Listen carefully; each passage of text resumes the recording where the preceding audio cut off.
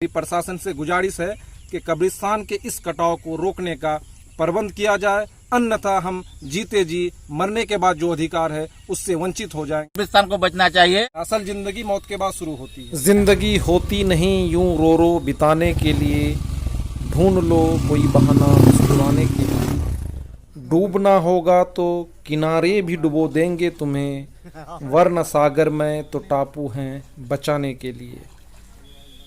ये जो नज़ारा आप देख रहे हैं ये घुरना चकचकी कब्रिस्तान जो महानंदा नदी के किनारे है वहीं का है।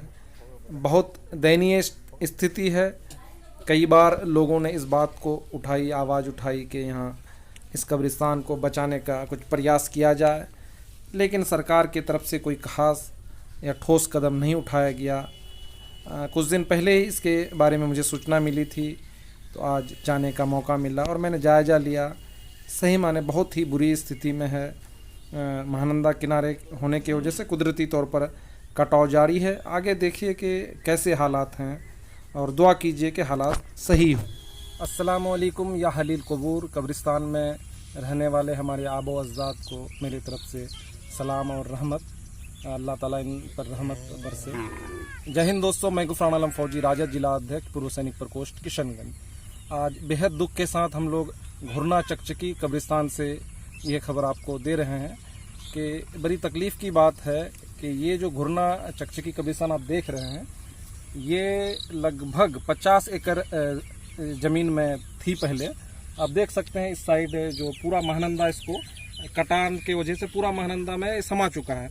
अब लगभग 5-7 एकड़ मुश्किल से बचा होगा और यहाँ के रहने वाले लोग लगातार प्रशासन से और हमारे एमपी साहब से, एमएलए साहब से इसकी मांग दोहराते रहे हैं कि हमको जिंदा रहते हुए मरने का अधिकार दिया जाए और मरने के बाद जीने का अधिकार, यानी इस्लामी मजहब के हिसाब से असल ज़िंदगी मौत के बाद शुरू होती है।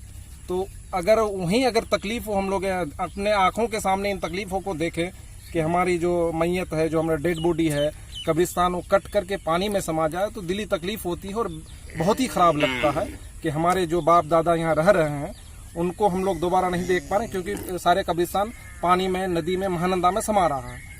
तो ऐसे में एक अजीब सी दर्द और अजीब सी कसक होती है कि हम क्यों नहीं कुछ कर पाते हैं।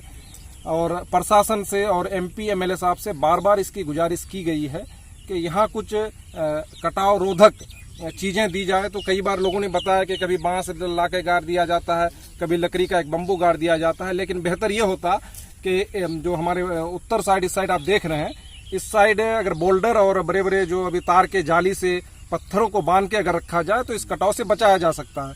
और जो एक हमारी धरोहर अब बची है 5-7 एकड़ की कब्रिस्तान, इसको हम बचाने में कामयाब होते।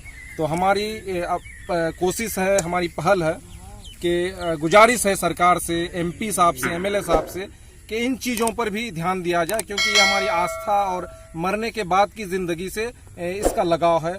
तो जाहिर सी बात है कि हम लोगों को बेहद दर्द है, बेहद तकलीफ़ है।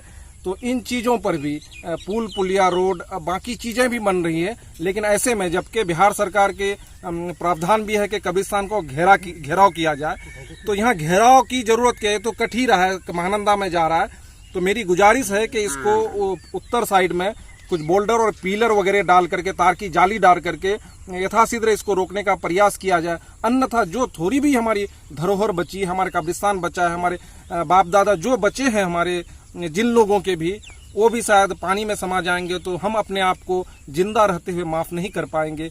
ये बेहद दर्दनाक, खौफनाक और तकलीफ दे वाला पहलू है।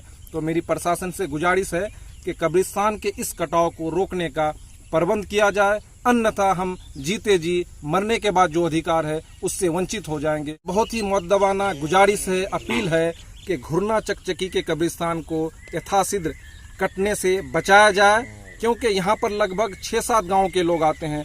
घुरना, चकचकी, कालोसोनी, पाटकुई, कद्दू बिठा, बागबाड़ी, तो इन सारे इलाके के लोग का कब्रिस्तान है, काफ़ी ऊंचाई पर है।